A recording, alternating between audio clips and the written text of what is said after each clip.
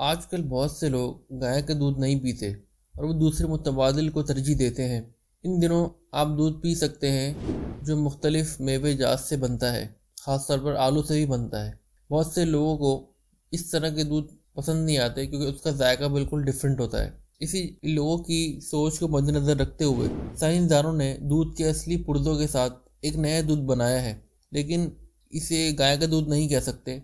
हाँ, ये गाय के दूध को लेकर उसके अंदर जेनेटिकली मॉडिफाइड माइक्रोब्स को शामिल करते हैं, जिससे उसके अंदर गाय के दूध जैसा जायका महसूस होता है, लेकिन उसके अंदर वो तमाम मनफी चीज़ें हटा देते हैं जिससे इंसान को बीमारियां लाक हो सकती हैं। और ये दूध ऐसा होता है जिसका बिल्कुल तमाम जायका जो होता है वो गाय के दूध जैसा होता है। लोग फ़िक्रमंद हैं कि किसान गायों को, मुख्तलिफ़ किस्म की जो गायें होती हैं उनको वो प्रॉपर सूरज की रोशनी में नहीं रखते, हत्ता कि उनके पास जगह नहीं होती तो उनको बंद कमरों में रखते हैं, जिसकी वजह से जरासीम पैदा हो जाते हैं और इन जानवरों के कुदरती दुनिया पर बुरे असरात होते हैं। और कुछ लोगों के लिए यही वजह है कि वो गाय का दूध नहीं पीते।